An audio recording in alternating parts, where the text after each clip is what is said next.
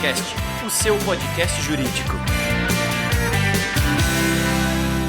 Bem-vindos, entusiastas da inteligência jurídica. Eu sou o Thiago Facchini e desejo boas-vindas a todos vocês, meus amigos. Sejam bem-vindos a mais um episódio do Juriscast, o seu podcast jurídico. Lembrando que este e os demais episódios, como de costume, estão disponíveis em todas as plataformas e agregadores de áudio, em especial o YouTube, onde você assiste os nossos rostinhos. Tudo bem? Um agradecimento, assim como agradeço aí a audiência de vocês, a companhia de cada um de vocês.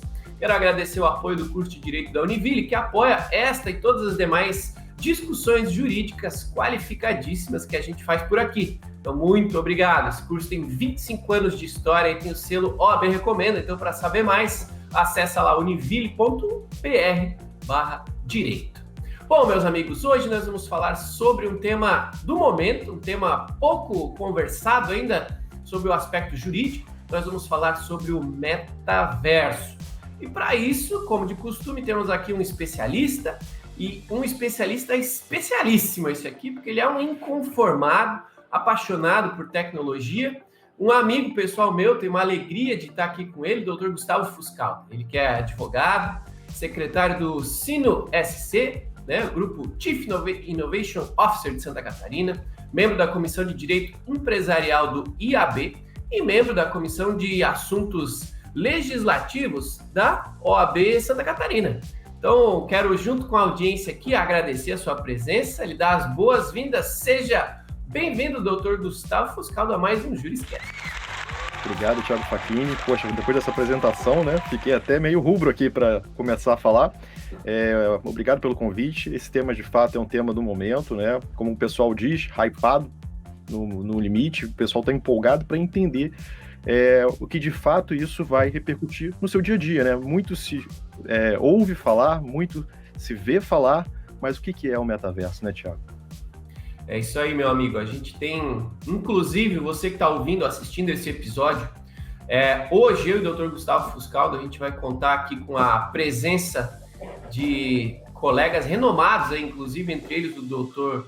Bernardo Azevedo, e a gente vai fazer um debate legal sobre a influência do metaverso na advocacia. Então, se você está ouvindo esse Juriscast aqui, procura também aí no YouTube debate legal sobre o metaverso na advocacia, que tem bastante conteúdo legal lá, com interação com a audiência. Todas as quartas-feiras, às 17 horas, a gente faz um papo assim, para você interagir com a gente, trazer suas perguntas, trazer seus questionamentos e participar junto com a gente num debate legal colaborativo, tá bom?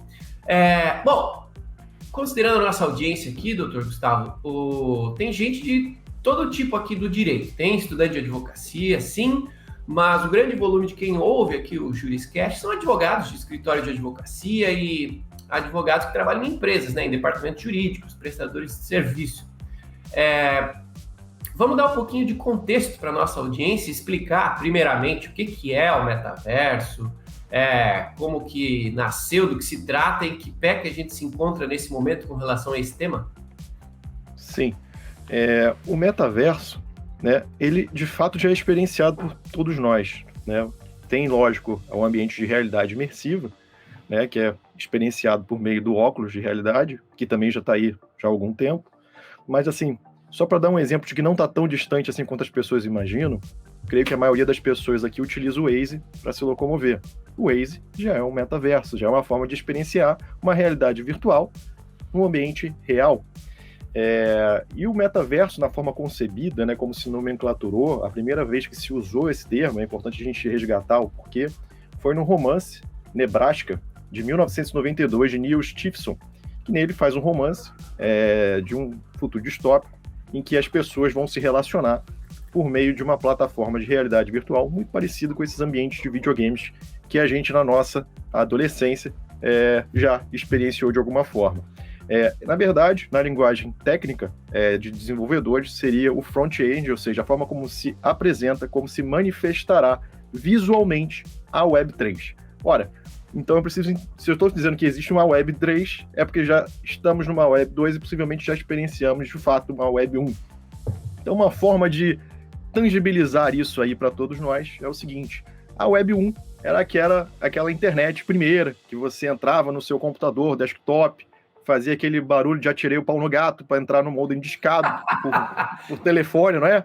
Ficava aquele barulho lá que poucos conseguem reproduzir hoje, aquele barulho, né? Que você Os jovens hoje nem sabem o que é aquele barulho. Nem sabe o que é isso. Nem sabe o que é isso. E aí você experienciava isso daí por meio de comunicação por carta eletrônica, chamado e-mail, né? Você tinha sites, navegadores, era o Netscape na época, o principal navegador e tal. Essa era a Internet 1, pessoal. Então esse foi o ponto de maturidade, porque ainda existia uma pré-internet, que era de BBS, eram redes que estavam ainda se conglomerando para se consolidar a internet. Veio a internet, Web 1, depois a Web 2 seria o quê, pessoal? Web 2 é muito simples, né? Com a mobilidade da comunicação por meio de smartphones e redes sociais, né? Na primeira como Orkut, depois o Facebook e redes de comunicação, você teve uma mobilidade disso, ou seja, uma universalização de fato da internet para as pessoas. Ao ponto de você hoje verificar até pessoas de todas as idades, de todos os níveis sociais se comunicando e com perfis em rede social. Esse é o ponto da Web 2 em sua plenitude. E a Web 3 é um ponto onde chegaremos, que já estamos de alguma forma, como eu já disse aqui, o Waze é um maior exemplo disso, de como será isso, né? Aí o pessoal pergunta, nossa, mas como é que funciona o Waze, né? A gente fica usando aquilo ali, é gratuito? Não existe almoço grátis em nenhum negócio, meus amigos. Aquilo ali está sendo gerado inteligência e dados e com inteligência para entendimento em relação a perfis de uso de cada pessoa. Por exemplo, vocês nunca pararam para pensar naquela hora que você eventualmente ali passa um pouco do limite de velocidade num ponto de via controlada, que aquilo ali pode estar sendo salvo e fazendo um perfil de uso em relação a como você trafega nas vias? Por exemplo, aqui na cidade de Joinville, né, Facchini, um secretário de trânsito passado usou informações em relação a pontos de retenção para mudar rotas de cidade, trânsito na cidade. Então, olha só como é que já existe e olha só como é que já impacta em relação a alguns segmentos de negócio. E assim, em relação a nós advogados, né, que é a grande questão, eu vou fazer só uma pequena introdução para a gente também aqui não passar de forma rápida e superficial em relação aos assuntos que são pontos importantes, mas vejam, a internet impactou a vida dos advogados e do judiciário de forma geral, ou seja, todos no meio jurídico, já desde a Web 1, porque antigamente você ia ao fórum para ver manifestação de processo, para ver andamento de processo, conversando com o serventuário. Na Web 1 para a Web 2, você já experienciou o quê? Você ter acesso aos andamentos do processo pela internet. Você não precisou mais ir ao tribunal para saber como andava o processo. E ainda na Web 2, você já experienciou o quê? O fato de você poder se manifestar no processo pela internet, sem precisar ir ao protocolo para fazer a sua petição chegar ao processo ser juntada. Ou seja, o processo hoje já é eletrônico. E aí a grande provocação é como será essa relação no metaverso, Facchini? A gente vai falar. Que coisa linda! Que coisa linda! Eu acho legal quando o advogado é especialista também em tecnologia, né? Você como advogado que é especialista em inovação, lógico, faz parte do seu métier, do seu dia a dia, mas é legal que consegue deixar um pouquinho mais palatável o assunto, né? Consegue deixar ele mais simples de ser entendido. Bom, você citou aí as versões da web, né, que vieram evoluindo aí ao longo do tempo, e agora, então, para metaverso, essa ideia de metaverso, se eu entendi bem, é uma web imersiva, né? Se hoje a gente usa essa web aqui, onde a gente comunica de um lado e o receptor está do outro, já funciona legal, o que é essa Web 3 e o que vai mudar, assim, drasticamente, para a gente dizer, poxa, legal, vai ser diferente mesmo? Vai ser tão diferente assim? Vai. Hoje, como funciona... Ou já né? Será que já existe essa ideia? Então, a gente está na transição? Está na transição, Facchini. A web que a gente conhece, 2, né, que é experienciada por todos, né, de forma geral, os dados ficam aonde? Num provedor de internet. A informação fica armazenada em ponto específico e desse ponto vai para a rede que distribui. Na Web 3, a informação está descentralizada. O que eu quero dizer com isso? Não está num provedor específico. Ela está na blockchain, que é uma rede de correntes e elos criptografados, descentralizados. Ou seja, essa informação ela está em blocos. Então, assim, se cair um ponto da rede, né, um bloco dessa corrente cair, ela não vai perder a informação porque ela está circulando pelos blocos. Então, ou seja, é muito mais seguro isso daí em relação à Web 2, ou seja, já seria um aprimoramento em relação a isso. E a questão da descentralização, ela é uma segurança para o usuário no final do dia. Né? É uma segurança porque aqueles dados, não vão, uma vez postos ali, eles não podem ser alterados. Então, ou seja, para operações bancárias, para operações em que você requer mais segurança, como a gente verifica, por exemplo, que já está acontecendo hoje em relação à tokenização, em relação aos NFTs, ou seja, o NFT é uma categoria, né, de token. É um token hoje que tem sido utilizado para o quê, pessoal? Para vender obras de arte. Você vê, por exemplo, o Neymar comprou um né, aquela figurinha do macaquinho, né? E aí o pessoal fala, pô, mas como é que pagou uma fortuna naquilo ali e tal? As pessoas ainda estão sem entender ainda qual é o valor e a utilidade. Então, um grande dilema hoje em relação a essa Web3 eu não consigo ver valor porque eu não consigo entender a utilidade em relação àquela ferramenta. Então, a gente ainda também, de fato, não sabe ainda se ainda é um hype muito alto, ou seja, estão jogando isso aí para gerar uma cultura de uso, ou se de fato isso daí tem valor real e aquele valor é aquele que está sendo pago. Ainda não está muito claro para entender. O tempo nos responderá a essa indagação, Facchini. Mas o importante é que a Web3 ela evolui em relação à Web 2 exatamente em relação a essa característica de armazenamento e circulação de dados. Então, essa é a base, é o back-end em relação ao Web3 e o front-end, ou seja, a forma como ele vai se manifestar por meio do metaverso, que é uma experiência imersiva. Nesse momento, aquele óculos de realidade virtual que a gente conhece, o mais usual hoje é o do Facebook, que faz com que você ingresse nesse ambiente virtual, ou seja, é como se fosse uma plataforma de videogame, a forma mais fácil nesse primeiro momento de explicar. Até deixo aqui, Facchini, uma indicação de filme muito interessante, que é o Player Number One, tá? Ele tem aí nos principais streamers, aí você consegue baixar e você consegue entender o que de fato seria essa experiência imersiva, caso você não tenha o óculos. O óculos até está com queda de preço, mas é bem interessante para você entender como é que você vai se relacionar em relação a essa plataforma. E uma outra forma também de explicar visualmente o que é o metaverso, quase todos acredito que já assistiram o filme Matrix, correto? E Sim. Você vê no filme Matrix, né, que tem aqueles operadores, chama-se operadores, eles têm umas telas em que ficam aparecendo números, né, que vão caindo, números verdes que vão caindo. Aquilo ali é o código-fonte da Matrix, é a programação. Então, aquilo ali é como se fosse a blockchain visualizada em codificação. E o metaverso é quando eles ingressam por meio daquela conexão, naquela realidade imersiva, como vai ser, porque aquilo ali é como se fosse uma projeção em ultra realidade. Hoje você vê alguns casos, quando você vê reproduções na internet de pessoas experienciando o metaverso, aqueles gráficos poligonais. Por que isso? Porque hoje também os computadores não estão com maturidade de performance para entregar essa qualidade de resolução com várias pessoas. Então hoje, por exemplo, uma reunião de ultra realidade, que seria como se fosse uma projeção, como no caso do filme Matrix, né, das pessoas imersas naquela realidade, você teria que ter supercomputadores e no máximo comportaria 20 pessoas, segundo informações de desenvolvedores de metaverso hoje.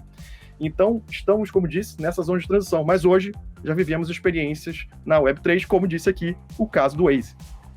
Legal, já facilitou o entendimento. Esse exemplo é legal, que ele é didático, que é mais fácil da gente pensar, ter uma realidade onde você não apenas visualiza ela no plano, como a gente está fazendo aqui numa tela, né? A gente faz parte dessa realidade. E é bom que já deixa claro também, para quem está ouvindo aí, que calma, né? A gente ainda não vai entrar na Matrix, a gente ainda não vai ter a gente não vai ter essa qualidade realista tão realista quanto, né, representada no filme, claro, mas deu para entender o conceito. E ele até ajuda, esse exemplo até ajudou a minha próxima pergunta, que ela vai na linha de, poxa, a gente conceituou aqui o que são essas coisas que estão permitindo que essa tecnologia chegue até a gente, e daqui para frente é legal que a gente comece a tentar, por mais que sejam em algum nível conjecturas, né, mas que a gente consiga imaginar o impacto disso. Primeiramente, né, na vida das pessoas em comum, em seguida a gente fala para quem trabalha com o direito, né, mas o que você acha que vai acontecer? O que vai influenciar tanto assim o tal do metaverso no trabalho, na vida das pessoas? O que você acha que vai ser as primeiras e as principais mudanças que a gente vai começar a sentir? Olha, Thiago, como você fechou em colocação a ideia, né, em relação a, olha, hoje nós estamos aqui nesse plano, né? Na verdade, é um plano. E o que vai mudar nessa experiência é que, na verdade, não será esse plano.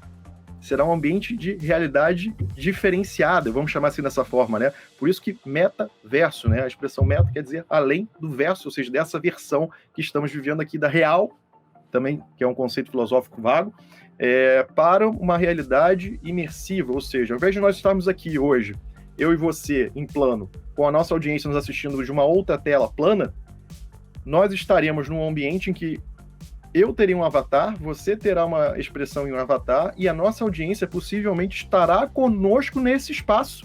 Então, ou seja, você que está aí nos vendo agora nesse momento, estará comigo e Thiago Fachin num espaço imersivo. Entendeu? Eu poderei ser o Incrível Hulk, ou o Homem de Ferro, o Thiago Fachin poderá ser o Johnny Bravo, ou qualquer outro caractere que ele acha que seja interessante, e as pessoas podem adotar formas de pessoas e até objetos inanimados para experienciar por meio de avatar essa realidade, que pode ser na Millennium Falcon, pode ser na Estrela da Morte, pode ser dentro de um cenário do Mario Bros, pode ser onde nós escolhermos estar, e poderemos conversar de forma agradável e tomar um café virtual no metaverso. E é assim que funcionará essa nossa conversa com a nossa audiência, Fachin. Agora, como é que isso será para o Tribunal de Justiça? Como é que isso será para os órgãos? Como é que será esse relacionamento? Por exemplo, hoje, vou voltar um pouquinho. Quando você ia requerer um documento ou entender alguma coisa em relação à vida civil sua, né, com o Poder Executivo, por exemplo, você ia numa repartição pública solicitar alguma coisa, né? Hoje, algumas repartições você já consegue fazer isso de quase forma plena pela internet, na Web 2. Você consegue se relacionar, por exemplo, já tem o eGov, que você consegue ter acesso a informações e documentos seus de forma digital, correto? Então imagine que na Web 3, ou seja, no metaverso, o governo estará personificado por um avatar, talvez. E que você, ao chegar numa repartição pública, né, um espaço público, no metaverso do governo federal, possivelmente será um metaverso, não digo estatizado, mas será um metaverso próprio, que você ingressará, talvez, por meio de um portal do metaverso que você esteja, terá um avatar que irá recebê-lo. Boa tarde, senhor Thiago Fachin, em que posso ajudá-lo? Aí ele vai respondendo com inteligência artificial, aplicada a tudo aquilo que ele tem de conteúdo. Ah, não, hoje eu gostaria de saber como está a minha situação, nós estamos no ano eleitoral, gostaria de saber como está a minha situação em relação às minhas obrigações eleitorais. Aí o avatar vai verificar, vai responder, não, o senhor está em dia, o senhor é um cidadão exemplar, senhor Thiago Fachin, muito obrigado aqui, o senhor está correto aqui em relação às suas obrigações, o senhor votará em Joinville, lugar tal. Perfeito. Será assim que será a sua relação. Agora, no judiciário é que será o grande desafio. Como é que será o due process of law no metaverso? Há experiências já hoje, a gente terá essa informação, não vou antecipar aqui, não vou dar spoiler, quer dizer, spoiler, ou talvez uma síntese, uma resenha do que vai ser, né? Que é conceito de tempo e espaço aqui está diferido nesse momento. Que estamos falando agora, mas a live segue na sequência. Mas o Bernardo falará um pouco sobre essa experiência em relação a como está sendo esse lab do metaverso para o judiciário. Hoje você consegue, por exemplo, fazer até audiências simuladas, o que será muito bom para os estudantes de direito. Porque eu tive a felicidade na minha faculdade poder fazer um júri simulado, fui advogado da defesa, tem foto disso, foi festejado pra caramba e tal. Mas os meus colegas não, porque foi sorteio. Então eu tive a oportunidade de poder fazer isso, mas os meus colegas não. Veja que no metaverso poderá acontecer isso. Todo estudante de direito poderá ser um advogado da defesa, um advogado da acusação e treinar isso no julgamento simulado, com um juiz avatar, com um júri avatar, que por meio do que você for dizendo, o algoritmo deles for interpretando, pode lá dar o veredito, culpado ou inocente. Olha só que interessante. Para um júri simulado, Thiago. Agora, como é que poderá ser para o judiciário de forma correta no dia a dia, na experienciação da prova? Como é que será a análise da prova? Porque assim, a prova hoje já tem uma polêmica, né? A prova física, transformada em digital, ela já tem uma controvérsia. Agora, a prova digital, ela tem que seguir aquele regramento em relação ao hash, a codificação, tal, a forma como é validado. Então, hoje a gente já tem algumas dificuldades, né? Não é uma coisa muito tranquila em relação a como foi a virtualização, né, do processo, a digitalização do processo para a Web 2. Agora, imagina como será o desafio para a Web 3, Thiago. Eu acho que esse negócio da segurança com relação a provas digitais vai ser uma grande transformação para os advogados, né? Considerando que a Web3 aí vai ser baseada em blockchain, poxa, imagina que legal, cada mensagem que a gente troca, imagina você, cada WhatsApp que você manda e depois você apaga, essa mensagem continua disponível nos blocos, né, que formam a internet e fica acessível, ela tem o endereço lá, vai ficar acessível, se necessário, claro, né? e a informação não se altera e não morre mais. Então, para quem vai estar operando o direito, vai ser um novo jeito de obter provas e, por consequência, tratar os seus processos, né? Porque para alguns vai ficar muito mais fácil, para outros vai ficar muito mais difícil. Então, assim, vai mudar essa mecânica do uso de provas e dentro dos processos, e isso vai exigir, no mínimo, né? No mínimo, muito mais criatividade dos advogados, não é? Sim, e das partes também. Veja que assim, você comentou a questão em relação às empresas, né? Como é que será isso para as empresas? Olha, a inovação pela pandemia já acelerou um pouco da questão do trabalho digital, do trabalho remoto, né? Das pessoas em casa, né? O Zoom, uma das ferramentas, né? Por exemplo, essa aqui que a gente usa no caso é outra, mas é também experienciado parecido com o do Zoom. Ajudou com que as pessoas mantivessem as empresas funcionando naquele período que a maioria das pessoas ficou reclusas em casa, né, pelas questões da pandemia. Então você entende o seguinte, né? Já começou uma cultura para que você possa estar em qualquer lugar, aquele conceito que a gente falou outro dia do Anywhere Office, né? Hoje é trabalho, não é mais um lugar que você vai, é o que você faz. Então já é um primeiro conceito preparando para a Web3, né, que não importa onde você vai estar, porque você pode estar na realidade que é presente, pode estar na meta-realidade, você vai estar trabalhando de alguma forma. E aí vai ter um desafio, talvez, para o legislador, no caso brasileiro, em relação a como tratar e evoluir, talvez, a legislação presente em relação ao teletrabalho, né, ao trabalho remoto, de entender algum conceito que pode ser alterado, né, porque essa lei, ela também não veio para definir, né, para resolver o problema, não.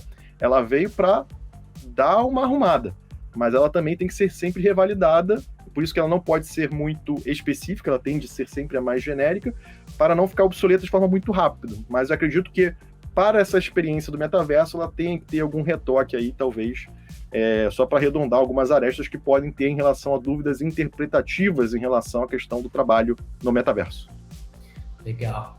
E, a gente já falou de conceitos que já estão em prática, né? O próprio metaverso já existem plataformas de metaverso, inclusive eu já vejo nas suas produções de conteúdo que você está lá, volta e meia, produzindo conteúdo lá dentro do metaverso. A gente explicou aqui a Web3, né? As camadas de segurança que ela acaba incluindo nas transações de informação. Que a gente não falou, mas acho que tem relação direta e que também vai gerar bastante insumos para os advogados, são as criptomoedas, né? A gente está falando aqui de um universo diferente, onde as pessoas existem lá dentro deste universo e já estão existindo hoje, né? A gente até vê na mídia notícias de quê? Transações imobiliárias, transações financeiras, celebrações de contratos dentro dessas plataformas do metaverso. Então, estou aqui subentendendo e perguntando se o meu entendimento é correto. Será que é por isso, então, que a gente está falando tanto de criptomoedas, de ter lá dentro destes metaversos uma moeda que lá dentro seja aceita para as transações comerciais que acontecem lá dentro? É essa a ideia e é isso que a gente tem que começar a entender para, em breve, começar a tratar os conflitos que também vão acontecer por conta dessas transações lá no metaverso? Você está corretíssimo, Thiago. Esse conceito também não vem da Web3, né? Ele já vem desde a Web da 1 para 2. Você, como bom jogador de videogame, creio eu, né? Você teve o PlayStation. No PlayStation você tinha a rede PSN, que você podia colocar créditos ali para adquirir jogos, ou adquirir add-ons para os jogos, desde o PS2 ou talvez o PS3, agora não me falha a memória. Ou seja, sempre teve a cultura em relação a isso. A Apple também, na Web 2, já com o iPhone consolidado, você tinha a loja já da Apple que você podia adquirir ali dentro, né, softwares, aplicativos, aditivos aos aplicativos e tal. Então essa cultura da loja dentro, né, ela já vem preparando você para a Web 3, que vai ser diferente em relação a esse modelo, porque ela exatamente vai ser pela blockchain. E as criptomoedas, né, criptografia, né, é um criptoativo que decorre dessa produção dos blocos. Então, aquele que ganha, constrói o bloco, é remunerado dessa forma. Aquele que faz a intermediação também é remunerado dessa forma.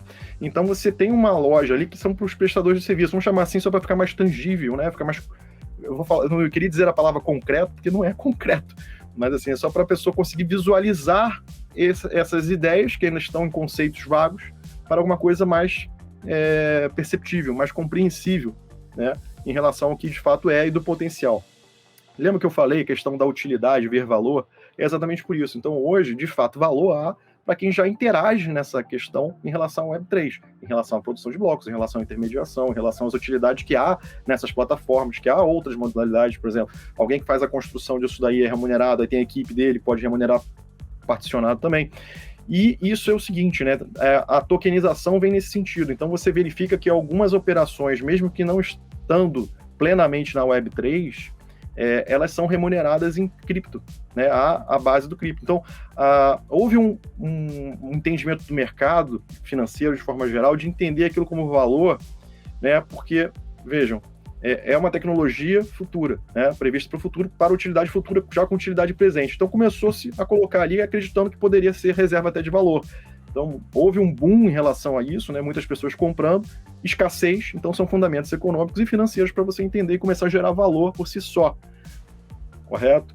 E aí você tem um pouco do especulativo, houve pessoas que faziam isso para esconder patrimônio, num primeiro momento houve essa movimentação também, então você tinha mecânicas, às vezes no final do ano, comprar e no início do ano ter a venda, então os preços ficavam, né, no final do ano, dezembro subia, janeiro descia por conta dessa movimentação.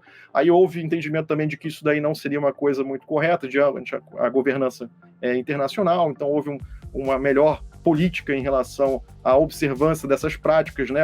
Começaram a criar filtros em relação a isso. Você vê hoje que até a Receita Federal do Brasil, para quem fez a declaração tempestivamente, tem lá o campo lá para você declarar que tem criptoativos lá. Perfeito. E aí você verifica, por exemplo, fraudes em relação a isso, né? Você escuta o pessoal falando, pô, tem muita fraude, tal, sumiço de criptoativos e tal. Aí você verifica que não é na Web3. Olha que interessante. A maioria desses relatos, pelo menos, que a gente verificou, são na Web 2. É o quê? A corretora, né, que fez a intermediação, que está na base 2, na base 2 perdeu ali as informações. Ou perdeu a senha, né? Perdeu o login. Aí, perdido isso, um abraço. Você não consegue quebrar aquela criptografia e recuperar aquilo ali, não. É perdido mesmo. Houve casos de pessoas que perderam pendrives ali com cripto, com bitcoins hoje, valendo fortunas, e não se recupera. Não há um órgão central para falar, olha, aquele cripto era meu, perdi. Não, é descentralizado. Então, a titularidade daquele ativo, daquele criptoativo é seu. Então, cuidado ao deixar ele em algum lugar. Se você deixar numa corretora, você tem um risco considerável, tem que considerar as regras de segurança. Aí vem a questão da responsabilidade. Como é que funcionaria a responsabilidade desse detentor? Alguns preferem deixar, eles chamam de uma carteira digital, né, digital wallet, que é segura, tal. Aí tem lá categorias de segurança também. Então, hoje as pessoas estão começando a entender dessa forma, ou seja, está particionado o uso. Então, hoje tem pessoas que estão focadas na tokenização, por exemplo, tem gente vendendo imóvel hoje por meio de tokenização imobiliária. O Renato talvez venha falar um pouco isso na live também. Então, há segmentos que já estão entendendo sobre a Web3, mas ainda não se operacionalizou isso de uma forma concreta, né, de toda ela. Então, esse vai ser o ponto de pleno atingimento da Web3.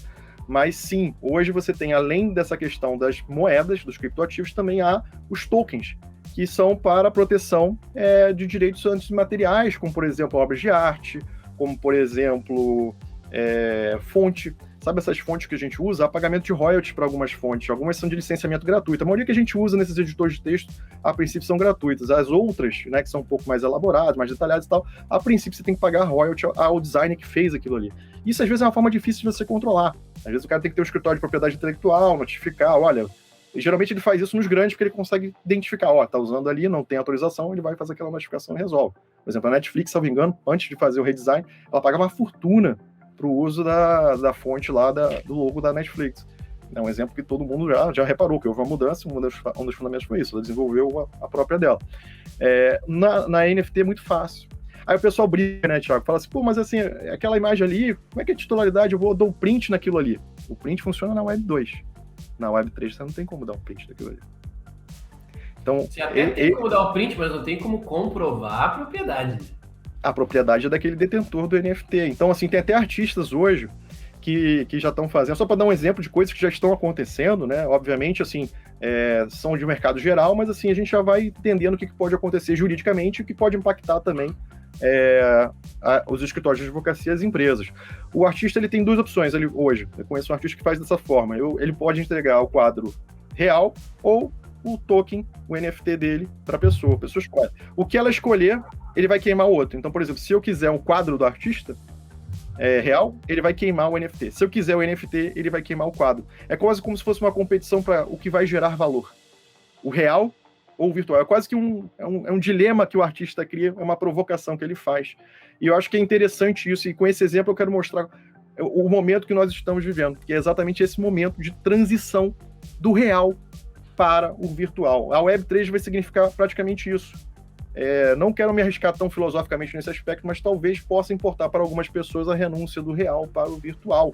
Algumas pessoas vão se posicionar no meio, algumas pessoas vão falar, não quero entrar nesta brincadeira.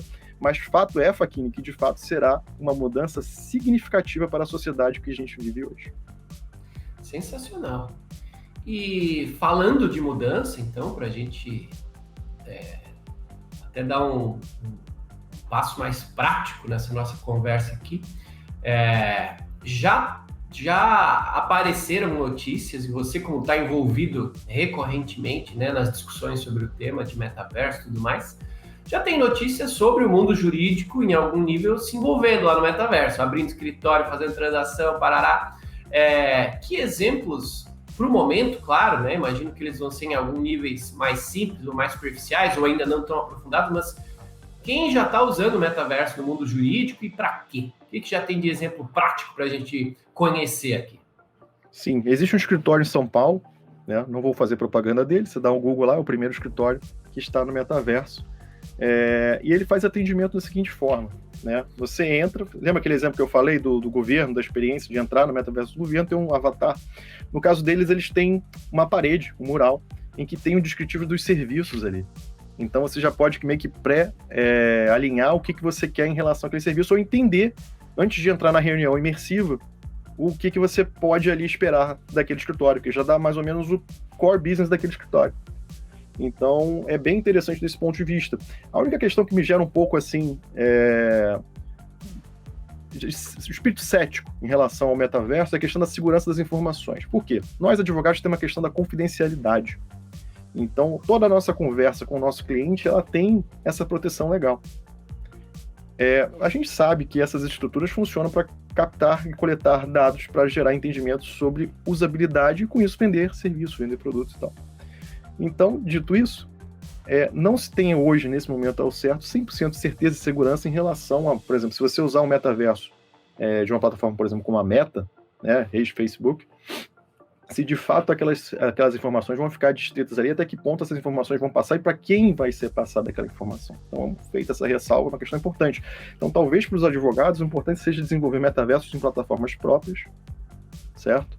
Ou em plataformas que sejam validadas para esse uso, entende? Ou que a política de uso, pelo menos a política, seja dito que há respeito em relação ao sigilo e confidencialidade de algumas questões, se você tiver alguma opção lá para isso aí feito. Então é uma importante ressalva que tem que ser feita. Existia um provimento antigo na OAB de não presença de escritórios de advocacia, na verdade não é nem um provimento, era uma consulta feita ao Tribunal de Ética em relação ao Second Life. O Second Life foi uma experiência imersiva, né? Foi uma tentativa, foi um vamos chamar assim, um proto-metaverso, porque não era em blockchain, era na Web 2, mas havia uma experiência imersiva e você tinha uma modalidade muito parecida, de aquele conceito que eu falei de loja, de você comprar as coisas ali dentro, né, poder experienciar de forma imersiva, ter avatares, ou seja, essa parte do front-end, né, do metaverso, né, por isso que eu estou brincando de chamá-lo de proto-metaverso, já existiu ali. E nessa experiência houve uma consulta e a OAB entendeu que não seria conveniente ao escritório de advocacia estar presente ali naquele momento. Mas entendam, isso aí é uma avaliação do Tribunal de Ética de São Paulo, acho que, salvo engano, há mais de 5, 6 anos. Salvo engano. Da mesma forma como houve um entendimento, logo na mudança do marketing jurídico, né, a gente até conversou sobre isso, né, Thiago? Que o TikTok não seria o canal, né, apropriado para um advogado estar e comunicar. Mas vejam, que naquele primeiro momento só se existia dancinha. No momento que houve o posicionamento da OAB, só existia aquela mecânica de comunicação por dança. Hoje você vê, o TikTok já evolui bastante. Hoje eu estou lá como observador, entendendo melhor, e já vejo que há conteúdos ricos sendo produzidos ali de forma curta. E isso também contribuiu para vídeos mais sérios, entregas mais rápidas, como pílulas de conhecimento e tal. Então, vejam, esses conceitos e essas travas, né, a princípio, no nosso caso, dos escritórios de advocacia dos setores regulados, elas tendem a ser resolvidas por aquele grupo no Conselho Federal, hoje, né, que tem mais velocidade de unificar esse entendimento, universalizar essa entrega em relação a isso. E vejo e sinto que o espírito deles é no sentido de abrir essa experiência em relação ao metaverso. E eu acho que é um caminho, de fato, sem volta, porque todos estaremos lá. Todos iremos para lá. Foi o que eu disse, o governo já está programando a experiência do judiciário já em relação ao metaverso. Há labs em várias específicas, né, o Bernardo vai falar isso melhor na nossa live, do debate legal, que já estão trabalhando sobre isso. Então, assim, não tem como o escritório de advocacia ficar de fora. Paridade, né? A Constituição já diz, né? A advogado é igual. Então, assim, o nosso estatuto também diz, é igual. Então, assim, se já está, meu amigo, nós também estaremos. Então, é importante isso. Em relação às empresas, de igual forma, vejo que, por exemplo, as empresas serão personificadas em espaços, em marketplace. Agora, como isso irá impactar os negócios, Thiago? Por exemplo, imagina, hoje, a Nike está lá, está posicionada lá e tal. Será que faz sentido hoje ela ter uma loja física? Se você pode ingressar lá, experienciar o sapato, tudo, será que faz sentido você ter um sapato físico depois do metaverso, Thiago? Então, assim, são coisas que, assim, a gente só vai entender realmente o tempo que vai nos dizer o que irá acontecer, mas, assim, nesse momento é importante ter essas provocações e reflexões em relação a como os negócios serão feitos, né? Porque a gente está vivendo uma transição para uma experiência de fato imersiva e virtual. Como ficará o real ante a isso? O que será o limite de uma coisa ou outra, entrega de uma coisa ou outra? Então, segmentos essenciais, eu acredito que vão se manter, né? Você vai continuar precisando de roupa, de certa forma. Vai continuar precisando se alimentar, de certa forma. Você vai precisar continuar da sua saúde, de certa forma. Vai precisar continuar de advogados para te ajudar a entender isso daí, te proteger, resguardar seus direitos.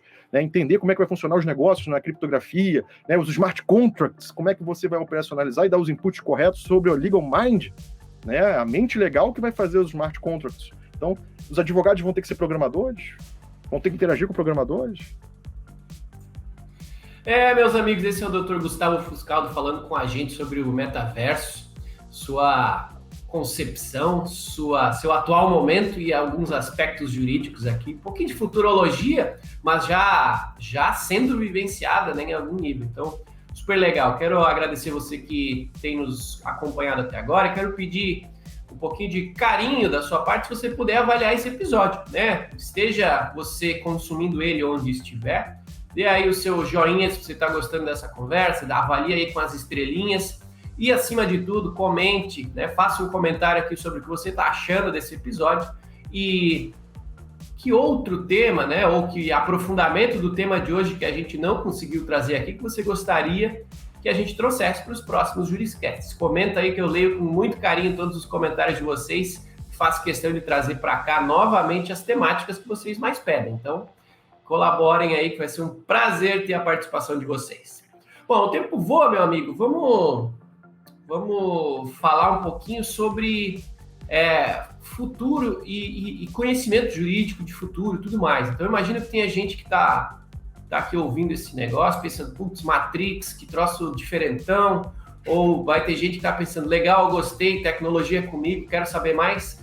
O que você recomenda, doutor Gustavo, para quem gostou da conversa e quer aprender, quem quer entender melhor, quem quer imergir no metaverso, para quem quer já ir atrás de mais discussões jurídicas sobre os temas? O que você recomenda de bibliografia, de pessoas que estão falando sobre isso? Por onde que quem está nos ouvindo e quiser começar a entender mais sobre esse assunto deve começar a buscar mais informações? Olha, aí eu vou recomendar particionar, né? Talvez um primeiro momento seja entender o que de fato hoje está acontecendo.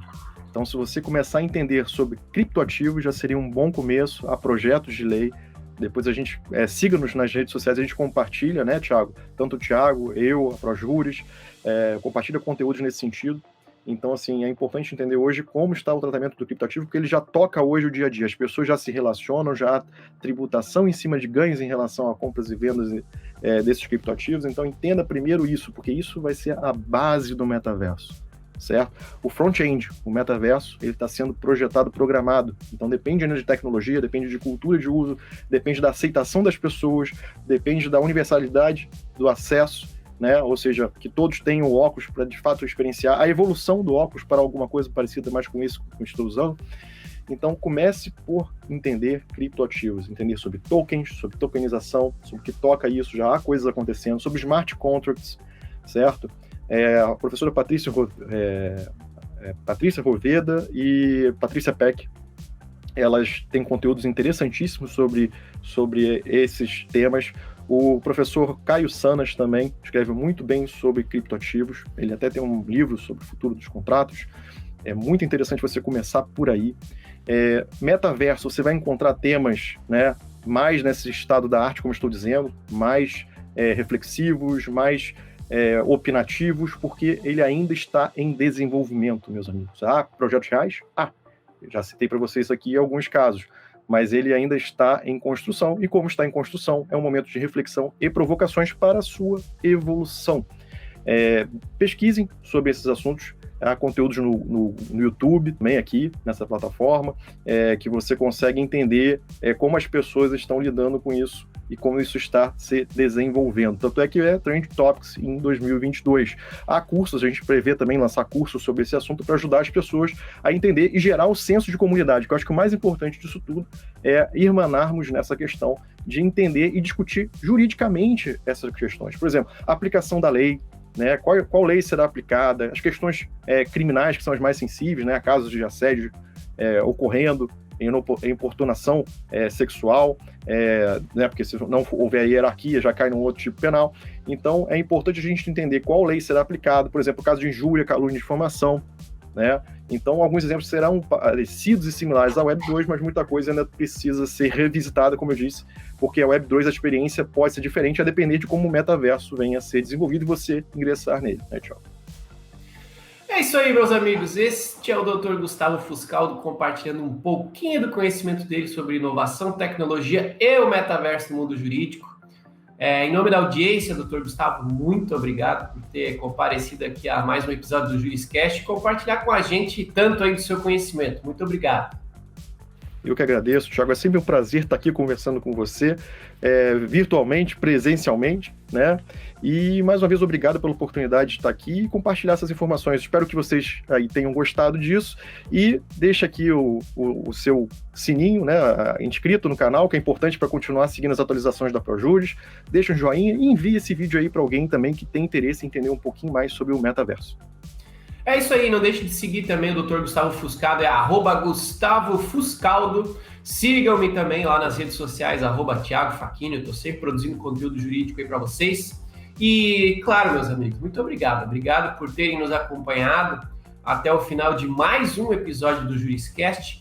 Toda semana aí tem um novo episódio com algum entrevistado aqui, referência em algum tema jurídico, então fiquem sempre ligados, acompanhem os demais episódios, sempre tem bastante conhecimento aqui para a gente transformar o mundo jurídico, fazer um mundo jurídico cada vez mais colaborativo e cada vez mais eficiente. Muito obrigado à presença de cada um de vocês. Nos vemos então no próximo episódio do JurisCast. Até lá e tchau. Você ouviu o JurisCast. Produção e oferecimento ProJuris, plataforma de inteligência legal, líder no desenvolvimento de software para departamentos jurídicos e escritórios de advocacia, powered by Softplan. Conheça mais em projuris.com.br.